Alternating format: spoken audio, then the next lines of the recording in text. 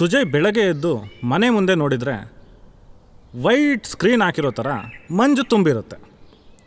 ನೋಡೋಣ ಒಂದೆರಡು ಫೋಟೋ ತೆಗಿಯೋಣ ಅಂತ ಫೋಟೋ ಕೂಡ ತೆಗಿತಾನೆ. ತೆಗೆದಿದ್ದು ಯಾಕೋ ಇಷ್ಟ ಆಗಲಿಲ್ವೇನಪ್ಪ, ಹಾಗೆ ಮೊಬೈಲ್ನ ಮಡಚಿ ಜೋಬೊಳಗೆ ಇಟ್ಕೊಳ್ತಾನೆ. ಅಷ್ಟರಲ್ಲಾಗಲೇ ಟೈಮ್ ಆಗಿರುತ್ತೆ ನೋಡಿ. ಪ್ರತೀಕ್ ಅವ್ರ ಅಪ್ಪ ಅಮ್ಮ ಹೋಟೆಲ್ ಕಡೆ ಹೊರಟಿರ್ತಾರೆ. ಹೇಗೂ ಫ್ರೆಂಡ್ ಬಂದಿದ್ದಾನಲ್ಲ ಅಂತ ಹೇಳಿ ಪ್ರತೀಕ್ ಒಂದು ಸಿಕ್ ಲೀವ್ ಕೂಡ ಅಪ್ಲೈ ಮಾಡಿರ್ತಾನೆ. ಫ್ರೆಂಡ್ ಕೇಳಿರೋ ಥರನೇ ಯಾವುದಾದ್ರೂ ಒಂದು ಟೂರಿಸ್ಟ್ ಪ್ಲೇಸಿಗೆ ಹೋಗೋದು, ಇಲ್ಲಾಂದರೆ ಚಿಕ್ಕ ಪುಟ್ಟ ಟ್ರೆಕ್ಕಿಂಗ್ ಮಾಡೋದು. ಇಬ್ಬರು ಕೂತು ನಿಂತು ತೀರ್ಮಾನ ಮಾಡಿ ಒಂದು 9 ಗಂಟೆ ಅಷ್ಟರೊಳಗೆ ಒಂದು ಚಿಕ್ಕ ಟ್ರೆಕ್ಕಿಂಗ್ ಮಾಡೋಣ, ಅಲ್ಲಿಂದ ಎಡೆಕುಮಾರಿ ರೈಲ್ವೆ ಸ್ಟೇಷನಿಗೆ ಹೋಗೋಣ ಅಂತ ಅಂದ್ಕೊಳ್ತಾರೆ. ಸುಜಯ್ ಅವನ ಹೆಗ್ಲಿಗೆ ಬ್ಯಾಗ್ ನೇತಾಕೋತಾನೆ. ಅವತ್ತಿನ ದಿನಕ್ಕೆ ಬೇಕಾಗಿರೋ ಅಂಥ ಎಲ್ಲ ಸಾಮಗ್ರಿನೂ ಅದರಲ್ಲೇ ಇಟ್ಕೋತಾನೆ.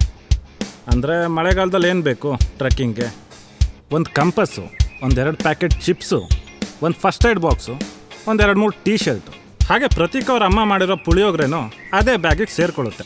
ಎಲ್ಲ ಓಕೆ, ಆದರೆ ಹೋಗೋದೇಗೆ? ಸುಜಯ್ ಗಾಡಿ ಹೈವೇಲಿ ಹೋದಂಗೆ ಈ ಕಲ್ಲು ಮಣ್ಣಿನ ರೋಡಲ್ಲಿ ಹೋಗಲ್ಲ ನೋಡಿ. ಸರಿಯಪ್ಪ, ಏನು ಮಾಡೋದು ಇವಾಗ ಅಂತ ಯೋಚನೆ ಮಾಡಿ ಬಚ್ಚು ಅವನಿಗೆ ಫೋನ್ ಮಾಡೋಣ ಅಂತ ಮೊಬೈಲ್ ತಗೋತಾನೆ.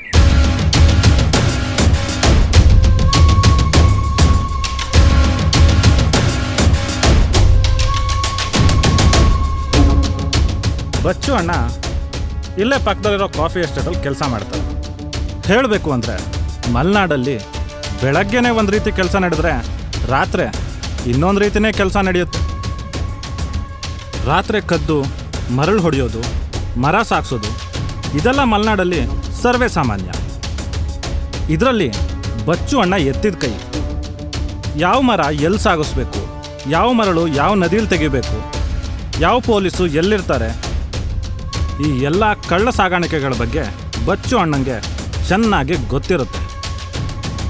ಕಾಲ್ ಮಾಡಿ 15 ನಿಮಿಷಕ್ಕೆ ಬಚ್ಚು ಅಣ್ಣನ ಗಾಡಿ ಹೋಟೆಲ್ ಮುಂದೆ ಬಂದು ನಿಲ್ಲುತ್ತೆ. ಹೇಗೂ ದಿನ ಅವ್ರು ಅದೇ ದಾರಿಲಿ ಹೋಗ್ಬೇಕಲ್ಲ, ಇವ್ರನ್ನೂ ಡ್ರಾಪ್ ಮಾಡಿ ಹೋಗೋಣ ಅಂತ ಅಂದ್ಕೊಳ್ತಾರೆ. ಆನ್ ದ ವೇ ಬರ್ತಾ ರೈನ್ ಕೋಟ್ ತಗೊಂಡಿರ್ತಾರೆ. ಇಬ್ಬರು ರೈನ್ ಕೋಟ್ ಹಾಕ್ಕೊಂಡು ಒಳ್ಳೆ ಬಾತುಗೋಳಿಗಳ ಥರ ಕಾಣ್ತಿರ್ತಾರೆ. ಇದೇ ಊರಲ್ಲೇ ಬೆಳೆದಿರೋ ಪ್ರತೀಕ್ಗೆ ಟ್ರೆಕ್ಕಿಂಗ್ ಅಷ್ಟು ಕಷ್ಟ ಆಗಲಿಲ್ವೇನೋ, ಆದರೆ ಸುಜಯ್ ಯಾಕೋ ಸ್ವಲ್ಪ ಸುಸ್ತಾದಂಗಿತ್ತು. ಲೋ, ಇನ್ನೂ ಎಷ್ಟು ದೂರ ಹತ್ತಬೇಕೋ? ಏನೋ ಆಲ್ರೆಡಿ ಸುಸ್ತಾಯ್ತಾ? ಇನ್ನೊಂದು 2 ಕಿಲೋಮೀಟ್ರ್ ಅಷ್ಟೇನಪ್ಪ, ಬೇಗ ಬೇಗ ಹೆಜ್ಜೆ ಹಾಕು. ಇನ್ನೂ 2 ಕಿಲೋಮೀಟ್ರಾ? ನನ್ನ ಕೈಲಾಗಲ್ಲ. ಒಂದು 10 ನಿಮಿಷ ಇಲ್ಲೇ ಕೂತ್ಕೊತೀನಿ. ಅಯ್ಯೋ ಲೋ, ಈಗಲೇ ಸುಸ್ತಾದರೆ ಹೆಂಗೋ? ಇನ್ನೂ ಮೇಲ್ಗಡೆ ಒಳ್ಳೆ ವ್ಯೂ ಇದೆ, ಬಾ ಅಲ್ಲೇ ಕೂತ್ಕೊಳ್ಳುವಂತೆ. ಹಾಗೋ ಹೀಗೋ ಕಷ್ಟಪಟ್ಟು ಸುಜಯ್ನ ಮೇಲ್ಗಡೆ ತನಕ ಎಳ್ಕೊಂಡೋಗಿ ಒಂದೊಳ್ಳೆ ವ್ಯೂ ತೋರಿಸಿ ಪುಳಿಯೋಗ್ರೇನು ತಿಂದು ಒಂದು 4 ಫೋಟೋನು ತೆಗೆದು ಅಲ್ಲಿಂದ ಹೊರಡ್ತಾರೆ. ಅಂದ್ಕೊಂಡಂಗೆ ಒಂದು ಚಿಕ್ಕ ಬೆಟ್ಟ ಹತ್ತಾಯಿತು. ಟೈಮು ಸಂಜೆ ತನಕ ಇದೆ. ಏನು ಮಾಡೋಣ ಅಂತ ಯೋಚನೆ ಮಾಡಿ ಎಡೆಕುಮಾರಿ ಕಡೆಗೆ ಇಬ್ಬರು ಹೊರಡ್ತಾರೆ. 1 ಅವರ್ ನಡೆದ ಮೇಲೆ ರೈಲ್ವೆ ಟ್ರ್ಯಾಕ್ ಸಿಗುತ್ತೆ.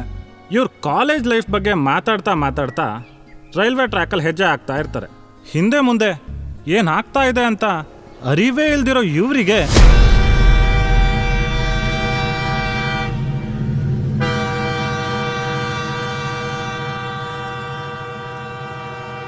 ಏ ಸುಜಯ್, ಏನಾಯ್ತು? ಎದ್ದೇಳು. ಏ ಸುಜಯ್, ಏನಾಯ್ತು? ಎದ್ದೇಳು, ಕಣ್ಬಿಡೋ, ಮಾತಾಡೋ.